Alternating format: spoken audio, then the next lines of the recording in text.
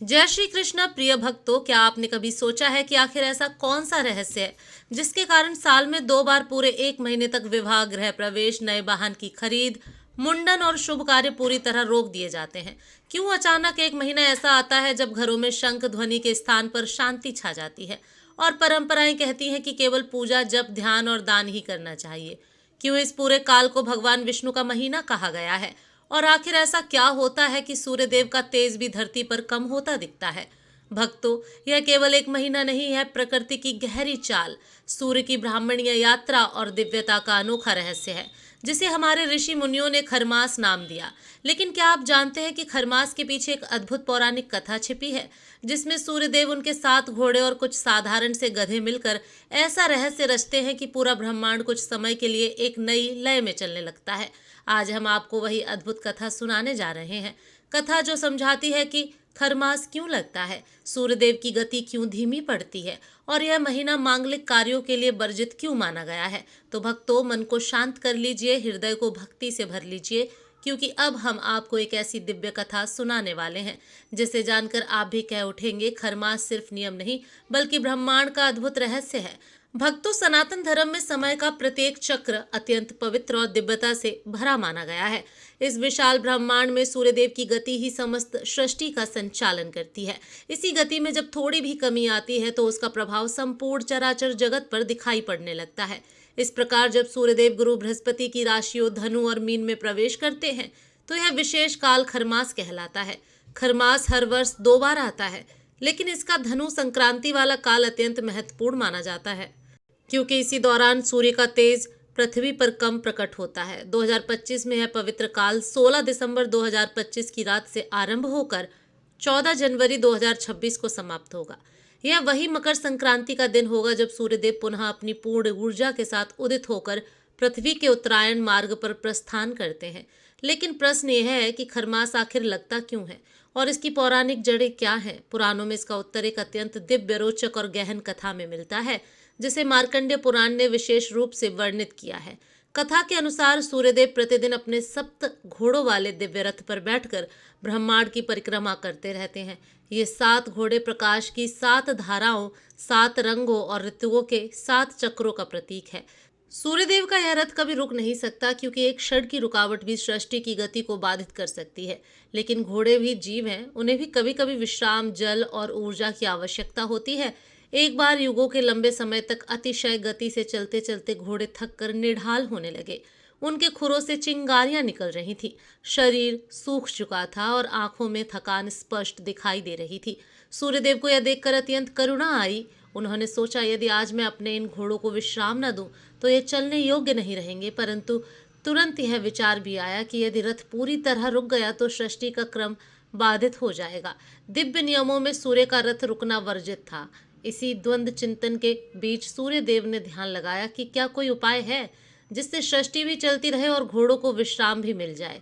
उसी समय उनकी दृष्टि एक विशाल तालाब के किनारे चल रहे कुछ खरों अर्थात गधों पर पड़ी। ये साधारण, धीमी परंतु धैर्यवान जीव थे। सूर्यदेव ने सोचा कि घोड़े विश्राम कर लें, तब तक इन गधों को रथ में जोत कर परिक्रमा जारी रखी जा सकती है। हालांकि यह विचार असामान्य था, परंतु सूर्यदेव ने सृष्टि की निरंतरता के लिए यह निर्णय स्वीकार किया। उन्होंने घोड़ों को तालाब के पास जल और विश्राम हेतु छोड़ दिया और गधों को रथ में जोत लिया। गधे घोड़े की तुलना में अत्यंत धीमे थे। उनकी चाल भारी, स्थिर और बहुत मंद थी। जब रथ चला तो तीव्र सूर्य रथ की जगह एक थका मांदा, धीमा और कम ऊर्जा वाला रथ आगे बढ़ने लगा। सूर्यदेव का तेज भी उसी अनुपात में कम होता गया। धीमे रथ से प्रकाश की मात्रा कम हुई, ताप कम हुआ और सृष्टि पर सूर्य के प्रभाव में मंदता फैल गई। इस पूरे काल को ही आगे चलकर खरमास कहा गया। संस्कृत में खर का अर्थ गधा होता है और मास का अर्थ महीना, अर्थात वह महीना जिसमें सूर्य का रथ गधों द्वारा खींचा गया, वही खरमास है। रथ की इस धीमी गति के कारण पृथ्वी पर एक ऐसा समय आया जब प्रकृति का ताप सामान्य से कम हो गया, ऊर्जा मंद पड़ी और मनुष्य तथा देवताओं के जीवन में एक विशेष शांत, स्थिर और अंतर्मुखी वातावरण उत्पन्न हुआ। यही कारण है कि इस समय में विवाह, गृह प्रवेश, व्यवसाय शुरू करना, नए वाहन, प्लॉट खरीदना, मुंडन, शादी, ब्याह आदि मांगलिक कार्य वर्जित माने गए, क्योंकि शुभ कार्यों के लिए सूर्यदेव का तेज, चाल और शक्ति पूर्ण रूप से प्रकट होना आवश्यक होता है।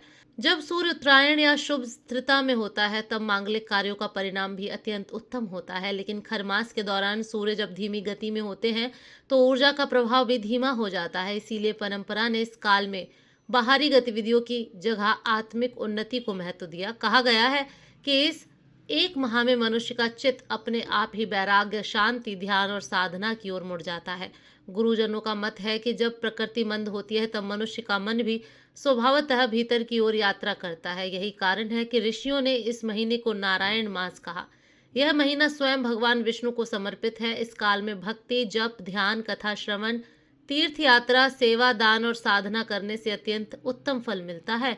आदित्य हृदय स्रोत पढ़ने से सूर्यदेव प्रसन्न होते हैं और दुख दूर होते हैं। विष्णु सहस्त्र नाम का पाठ करने से मन स्थिर होता है और जीवन में संतुलन आता है।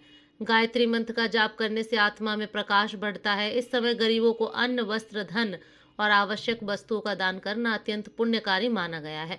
राशि के अनुसार दान की भी परंपरा है, क्योंकि प्रत्येक राशि पर सूर्य की मंदता का अलग अलग प्रभाव पड़ता है। जैसे मेष राशि वाले लाल वस्तु, वृष राशि वाले धन, मिथुन राशि वाले मूंग, हरी वस्तुओं का दान करें। कर्क राशि वाले सफेद वस्त्र, चावल, सिंह राशि वाले गुड़, शहद, राजमा, कन्या राशि वाले हरी सब्जियों का दान करें। तुला राशि वाले बताशे, माखन, वृश्चिक राशि वाले लाल कपड़ा, अनार, धनु राशि वाले पपीता, चना, बेसन का दान करें। मकर राशि वाले काले तिल, कुंभ राशि वाले झाड़ू दान करें और मीन राशि वाले पीली मकई, कद्दू आदि दान करें तो विशेष फल मिलता है। खरमास का समापन तब होता है जब सूर्यदेव पुनः अपने घोड़ों को रथ में जोड़कर तेज गति से आगे बढ़ते हैं।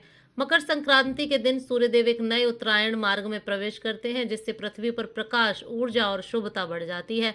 इस प्रकार खरमास परम आध्यात्मिक और आत्मिक शुद्धि का महीना है, जिसमें बाहरी उत्सवों से दूरी और आंतरिक जगत की यात्रा आरंभ होती है।